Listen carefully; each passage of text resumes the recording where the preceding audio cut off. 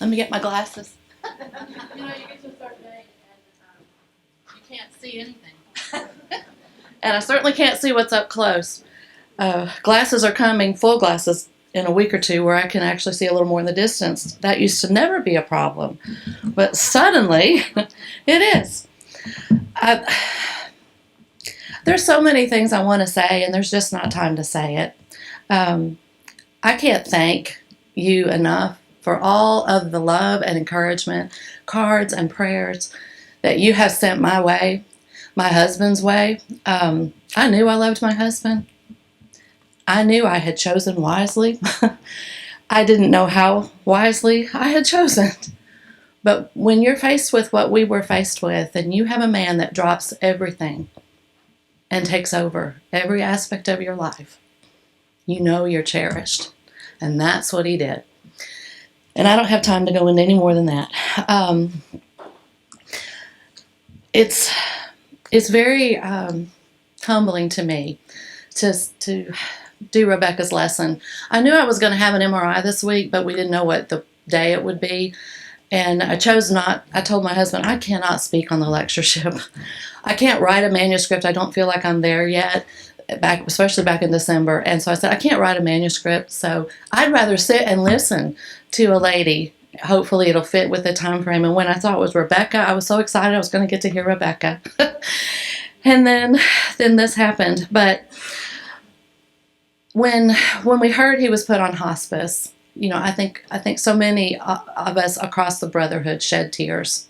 You can't help but feel joy in his gain, but the loss in ours. And I feel like our world is just that much more empty without Brother Taylor in it. But paradise is that much more precious.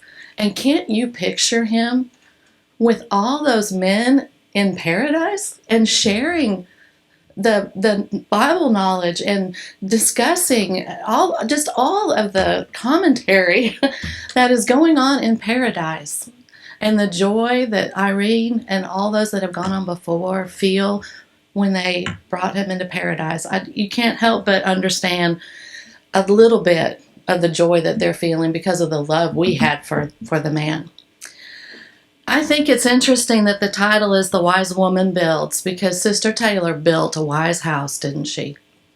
And we're going to talk a little bit about that verse and kind of tie into, I want you to think there was so much more in that verse than we tend to think of it. And she built her wise house. Her children are building wise houses. And so the legacy that she leaves is immeasurable. Rebecca says that wisdom is personified as a woman, and we know that so often in the book of Proverbs. Its importance is seen in Proverbs 4:7 when it says, wisdom is the principal thing. Therefore, get wisdom, and with all thy getting, get understanding. Understanding in the Strong's Concordance is a wisdom term, and when you look up wisdom in Strong's, there's paragraph after paragraph after paragraph where it qualifies the types of wisdom, from a man-styled wisdom, God's wisdom, false wisdom. There's so many different ways to look at wisdom, and many of the different verses in the Bible, when they speak of knowledge, when they speak of understanding and wisdom, when you look at the context, it's not always the right wisdom, right? But in Strong's, understanding is a wisdom term. It can represent 4 different things. It can represent an act of wisdom. So think of actions. The first person that came to mind with actions was Abigail in the Bible. She was married to a churlish man. Now that's an Old English archaic word. So when you look that up at what it meant in the Old English, it was miserly and mean-spirited. Well, that certainly fits her husband, right? I mean, I think it would also, he could be described absolutely as a fool. Seriously? You're going to go up against a man with 600 mighty men who have just guarded your flocks and not feed them? That's the act of a fool. And so David responded. He was intent. We know the story of taking out his whole household. And Abigail acted in wisdom with what she did. So there's just a small glimpse of an act of wisdom, the faculty of wisdom, which is really the learning of wisdom. Think about Luke 2. All of the times it talks about the instant in Jesus' life where Mary pondered on these things and kept them in her heart. The heart is the Bible mind. So she was learning by watching her son grow in wisdom, as Luke 2:52 says, and knowledge, watching him in his life, the things that he experienced, the things that he said, the things that he did. She pondered all these things in her heart. She was growing in wisdom, the faculty of wisdom, the object of wisdom. As an English teacher, we know there's subjective and there's objective. The subjective is a personal perspective, a personal understanding. Emotionally, I feel this way. It's subjective. Objective is based usually in facts. And that's the object of wisdom. We don't want to believe in foolishness. We don't want to believe in man-made wisdom. We want to believe in wisdom that's based in fact, godly wisdom. There's also another sense of the word object, and especially in the Bible, the object of wisdom ultimately is the salvation of mankind. So it leads us in that direction too. And then the fourth part is the personification of wisdom. Turn to Proverbs chapter 1 and start there with me for just a few minutes. The Proverbs of Solomon, it says in the first verse, and it details so many things. And I want us to turn down to verse 20 in chapter 1. Wisdom crieth without. She uttereth her voice in the streets. She crieth in the chief place of concourse, in the openings of the gates. In the city she uttereth her words, saying. And then the next two verses are like, how long, ye simple ones? Simple. Those that are not listening, that are acting the fool. How long will you not heed what she's saying? And the rest of the verses, what will happen if you do not listen to wisdom? Turn you at my reproof, she goes on to say. I have called, and ye refuse. And we don't have time to go through the rest of that, but skip down to verse 33. But whoso hearkeneth unto me shall dwell safely, and shall be quiet from fear of evil. So wisdom is personified. In chapter 4, she continues to be personified. And many of the chapters throughout Proverbs, she is in personification. We know all that. I want you to notice the contrast when we get to chapter 14. These are two verses that she was assigned to cover in her lesson. Chapter 14, verse 1. Every wise woman buildeth her house, but the foolish plucketh it down with her hands. When you go through the chapters before chapter 14, a few chapters after chapter 14, go through and circle all of the contrasting words. This is this way, but this. This way, but this. There are overwhelming contrasts in these chapters. And it's more than just the wise woman, but there's so many things that the Proverbs teach us. This is how you should act. But this is the opposite of that.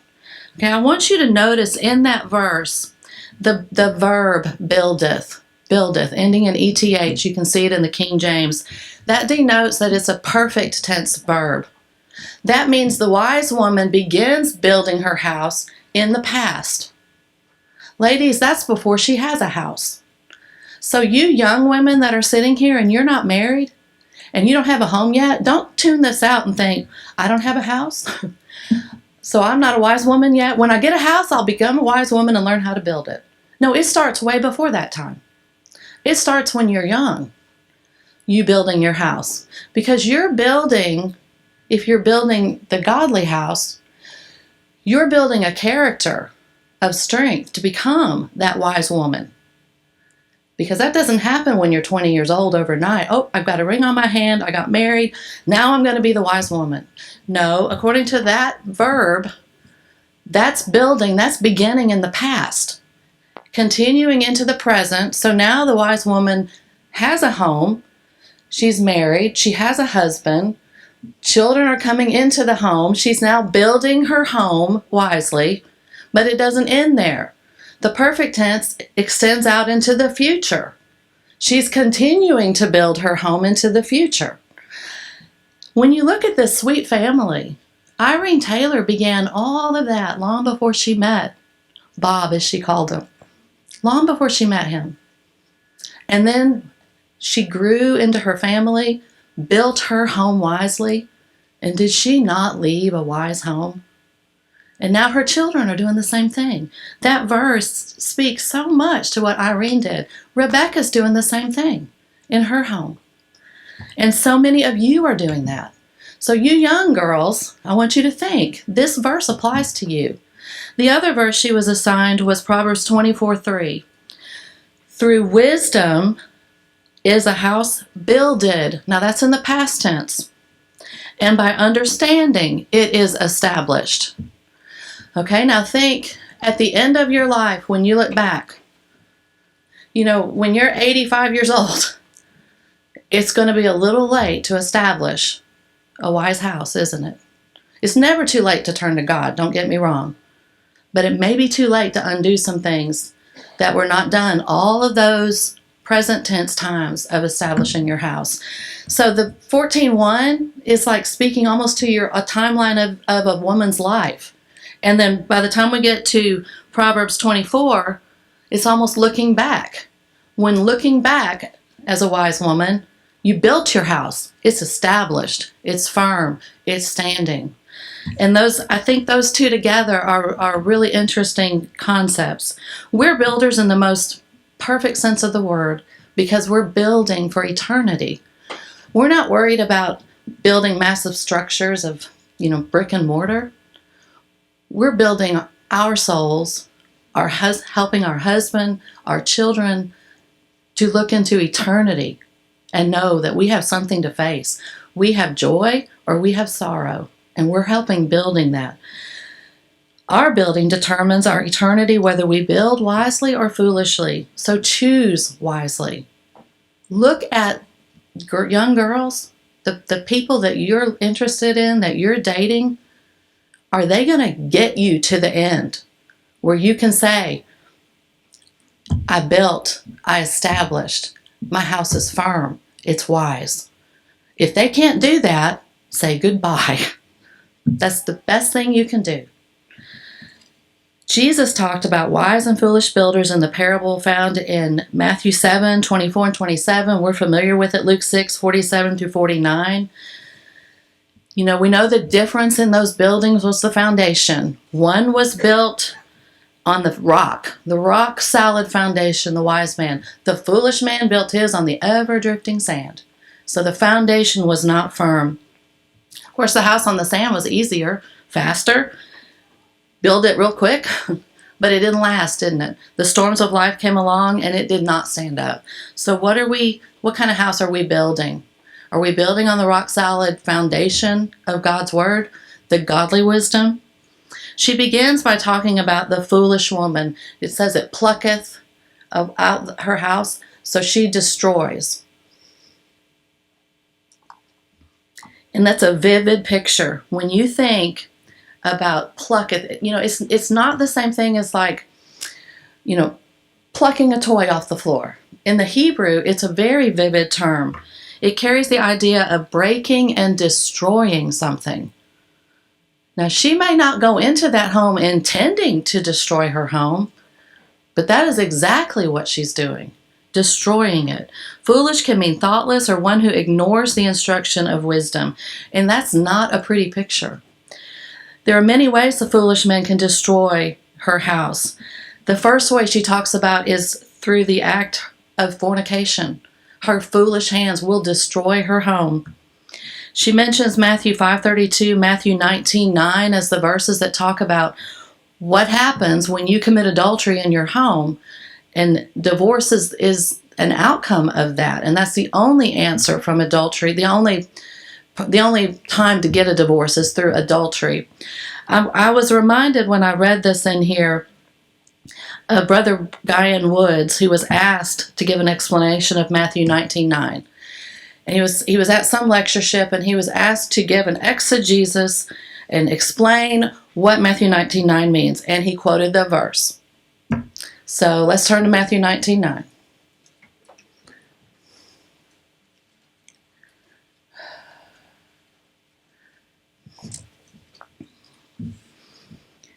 Matthew 19:9. And I say unto you, whosoever shall put away his wife, except it be for fornication, and shall marry another, committeth adultery. And whoso marrieth her which is put away doth commit adultery. He was asked again, immediately after he quoted that verse, well, give us your exegesis. Break it down. Give us what it means. He quoted the verse again. A third time they said, well, we know the words, but give us your analysis of the words. He quoted it again. He said, this passage doesn't need explaining as much as it needs believing. It's clear. It's simple. So that's one of the most foolish ways that you can destroy your home is from the act of adultery or fornication. You're wrapped up in yourself. You're only thinking of the here and the now and the lust of the flesh. And it destroys a home. It destroys the spouse. It destroys your children. And it may forever cause them to be distrustful in their own lives. So it is a very ugly sin, something very hard to come through. There's no new way of looking at that verse.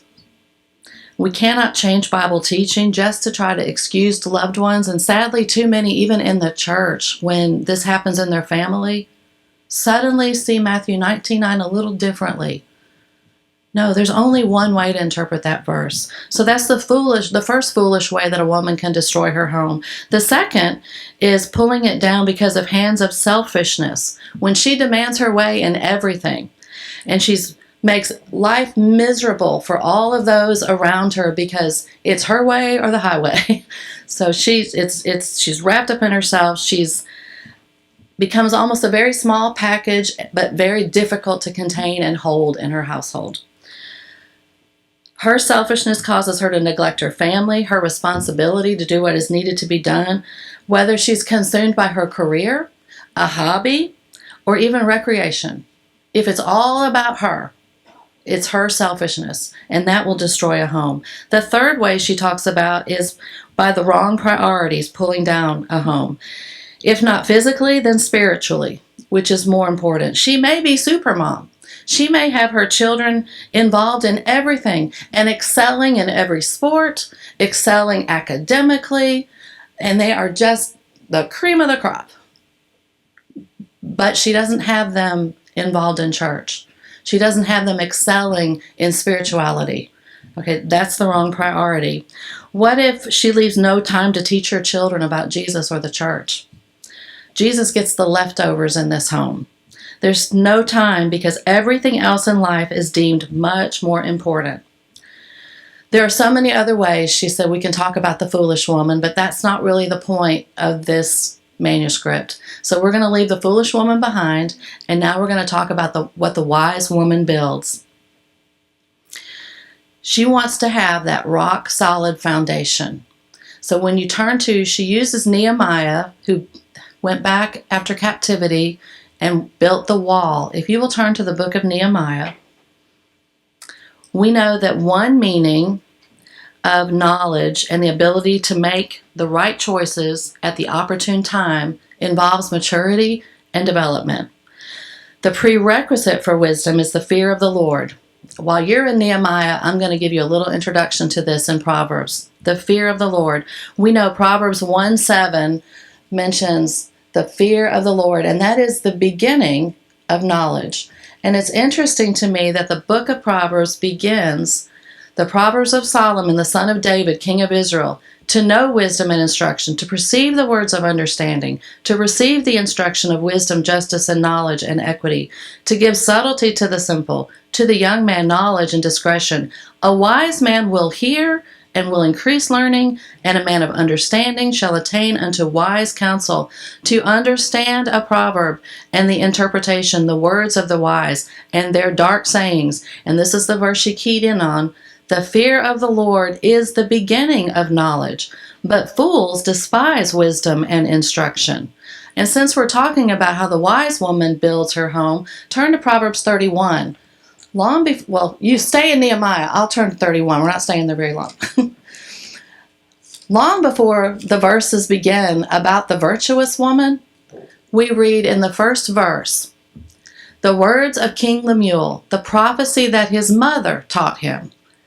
What, my son, and what the son of my womb, and what the son of my vows. Can you not hear her emotional plea? My child, my son, from my own womb, from the vows that I made with my husband. Give not thy strength unto women, nor thy ways to that which destroyeth kings. It is not for kings, O Lemuel, it is not for kings to drink wine, nor for princes strong drink, lest they drink and forget the law, pervert the judgment of any of the afflicted. Give strong drink unto him that is ready to perish. She continues to talk about in verse 7, let him drink and forget his poverty, remember his misery. You open your mouth to the dumb, judge righteously when you open your mouth, verse 9, and plead the cause of the poor and the needy. So she's pouring her heart out to her child. And then what is said? Who can find a virtuous woman? For her child that came from her vow, from her womb, she wants him to find a virtuous woman. That's what we're talking about today, the wise woman. So Rebecca goes into the book of Nehemiah from there. Because the wise woman is a builder, we know from verse 14. So wise builders share some characteristics that make their building efforts successful. We have an example of a wise builder in the book of Nehemiah. So think about his efforts in helping to establish the broken walls of Jerusalem and making it firm and strong around the city. As wise builders, she says, we must plan. You must be prepared when you want to build your house. It just doesn't come overnight to you. The problem in the parable of the wise and foolish virgins was a lack of preparation. The wise planned and prepared, but the foolish did not. In Matthew 25, it's been said that people do not plan to fail, they fail to plan. We must count the cost, like Luke 14 mentions. Nehemiah planned for the work he wanted to do in Nehemiah chapter 2, verses 6 through 8. God must be central to our planning and in our plans. It's not enough to prepare and have a plan. It's got to be God-centered. Do we plan to give God our first fruits, or do we expect Him to be satisfied with our leftovers? We must recognize the importance of vision and goals.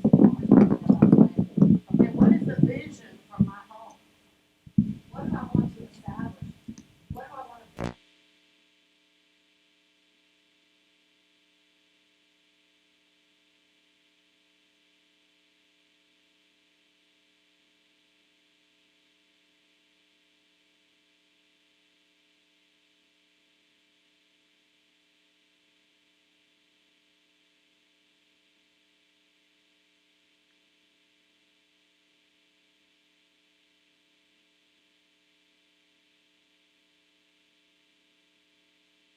What are we going to accomplish? What is real progress versus just activity? Nehemiah planned his plan and worked his plan. Both are necessary for our successful building as well. The second thing she says, as wise builders, we must be patient. It doesn't happen overnight. And I think that's what too many young couples think. They look at their parents and they want the exact same thing that their parents have. And that changes their priorities then. How to get from point A to point Z, where their parents are now, and they skip all the things in the middle. No, that's not patience. We have to be patient when we're building our home. We have to slow down. We have to count the cost. Think what is necessary. Be patient in building. And you cannot be focused on trying to achieve all of the materialism. You know, when your parents later on in life, just because they have a nice house, that doesn't mean that they forfeited you, right? When we're patient, those things can come. God blesses the godly. When you're young, you're most likely not going to have. I mean, we lived in a trailer. And honestly, those are some of the funniest memories we have. And happy memories too. There was some funny stuff that happened in that trailer those 2 years. And then when we moved to Knoxville, we lived in a small, like 900 square foot townhome. That was some funny memories too. We bought a house, a 50-year-old home with asbestos siding. Gave birth to our first 2 children in that tiny little home. Beautiful memories.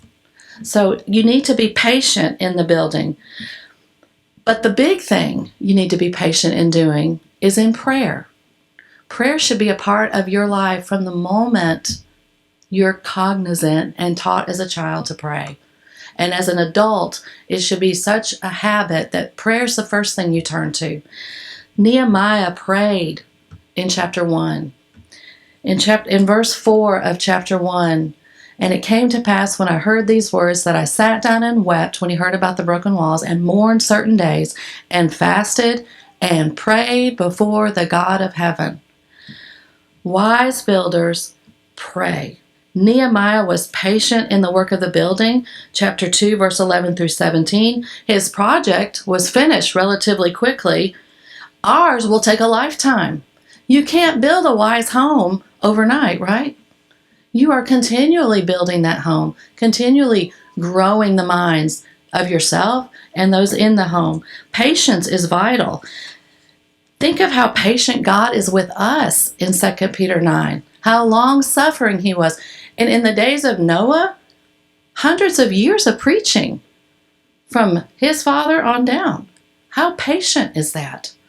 If you've never been to the Ark, I think built in Kentucky, Ohio area, you need to go there just to see how big it is. There is absolutely no thought. God didn't say, Noah, you know what? Only 8 of you are actually going to get on that ark. Just build a little yacht. That's not the mindset God had. Now, God doesn't live on a timeline like you do. He knew what was going to happen during the flood. He knew only 8 people were actually good on that ark. But what did he desire to happen? And the ark is monstrous. There's so much space for people. It's just mind-boggling. That was God's desire. So with our families, we need to be patient. We need to be long-suffering. We need to pray every day for our lives, for our family. We need to be patient not only within our family, with ourselves, with our husbands, with our children, but think about in the church, in church families. You know, a wise woman who builds her home, she's not going to be overly critical in the church. She's going to be patient. Some people aren't on the same Christian walk timeline that you are. They may have just become Christians in the faith, and so they don't know what they need to know. They need to be taught. So be patient within your church families. Be forgiving when forgiveness is required. And be loving in the church family. We need to be patient with our friends. We need to be patient with our workplace employees and our communities.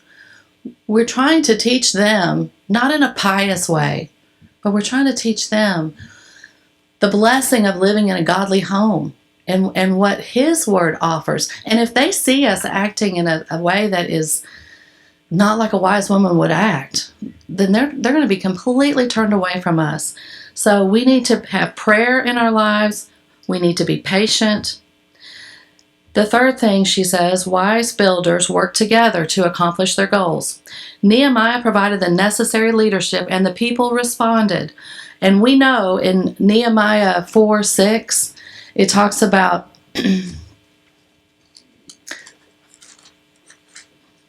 Nehemiah 4:6, so built we the wall, and all the wall was joined together unto the half thereof, for the people had a mind to work.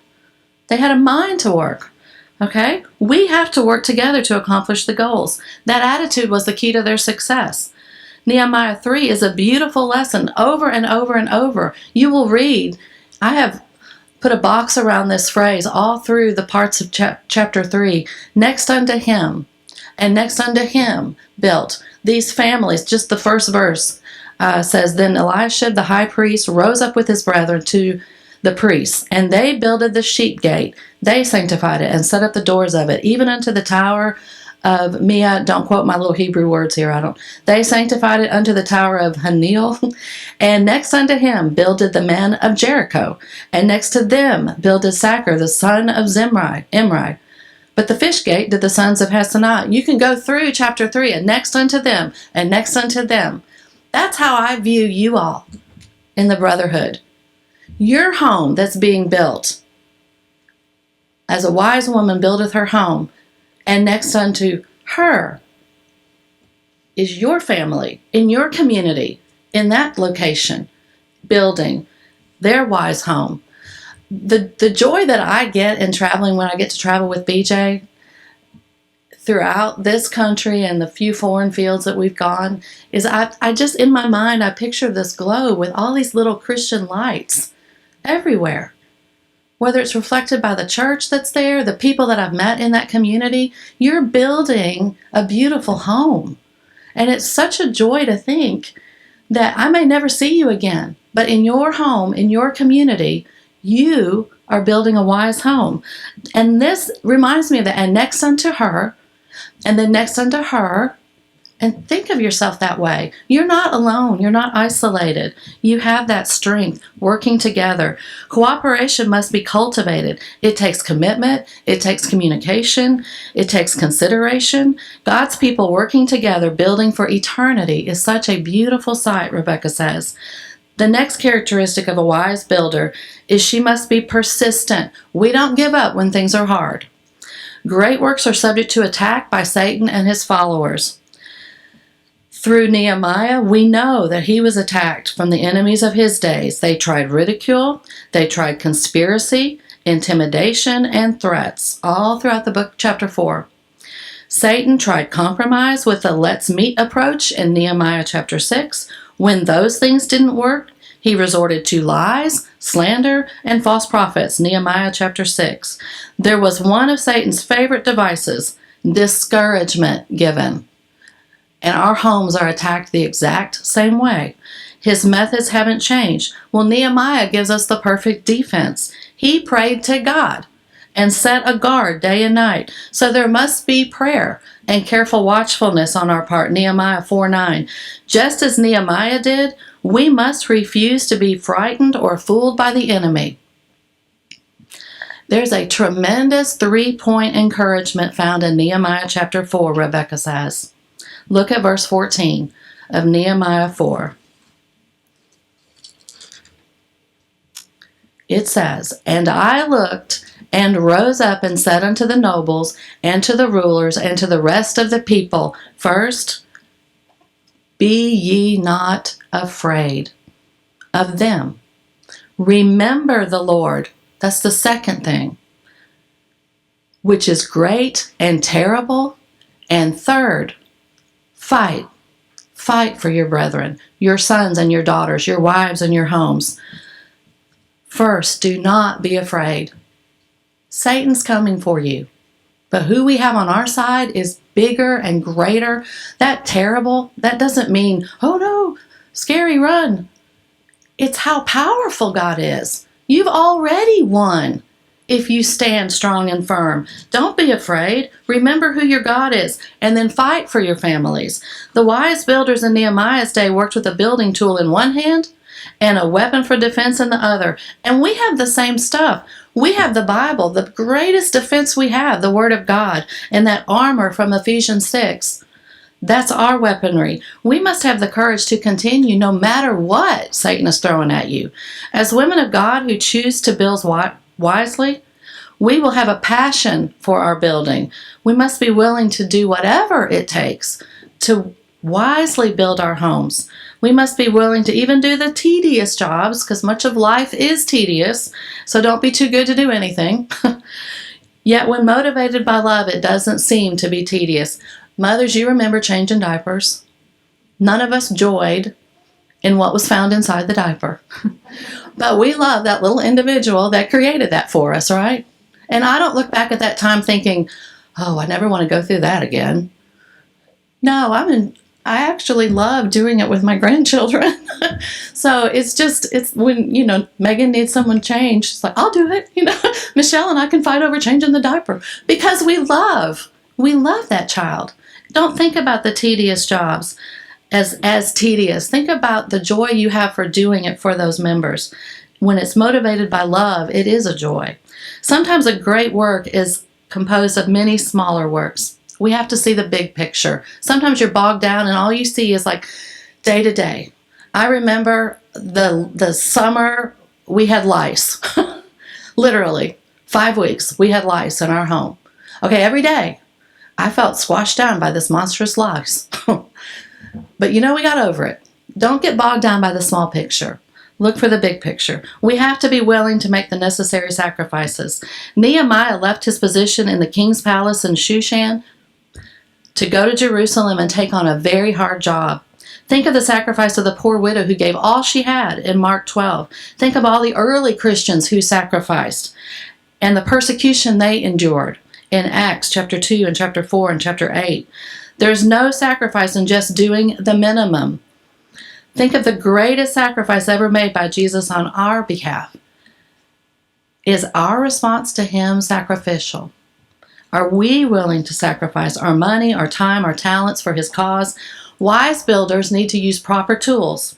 First, we must build our house on the rock-solid foundation. So that would require obedient faith, faith that is active, faith that is living, faith that is in his message, in his word. Like Ephesians 4 and Hebrews 11 talks about, we're going to need biblical love in places like 1 Corinthians 13 in order to truly love our families, our church members, and the community involved. We're known to be his disciples by our love, John 13:34. Biblical love will have us seeking a thus saith the Lord in everything that we do. We have the most precious hope. That's another tool in our toolbox.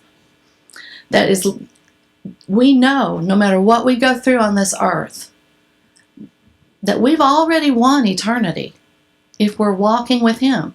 We're already, in essence, there. And that's hope that no one can take from us. Another tool in the wise woman's box is the fruit of the Spirit. Galatians 5, the tool of communication.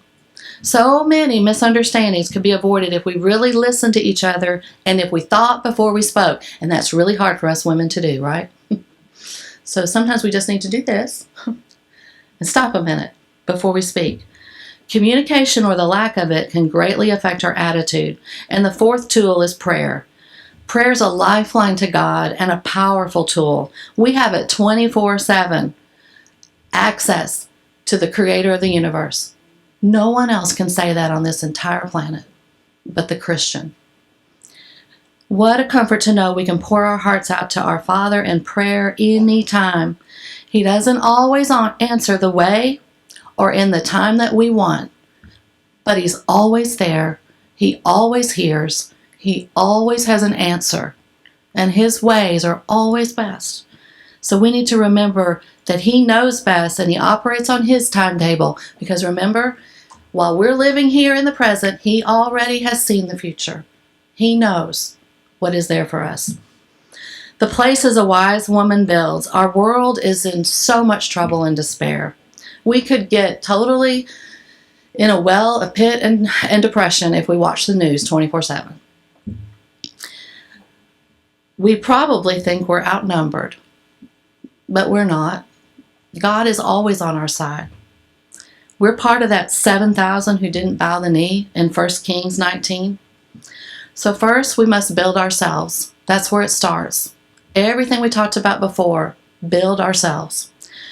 Before we can successfully go into other areas, are you what you need to be? Matthew 22:39 says, the second greatest command then is to love thy neighbor as thyself. Think about yourself. What do you need to do to grow yourself, to be the wise woman that you need to be? We need to be realistic in our expectations. None of us are super women. That's not the goal. Peter gives us a great set of building blocks that we call the Christian graces in 2 Peter chapter 1. The second thing we need to do is turn and build our families. There's a tremendous need, a tremendous importance God places on the family, and we are essential in its building. So many families are in trouble today. Divorce, abuse, neglect, lack of family time, lack of spiritual training. Those can all be found in the church too.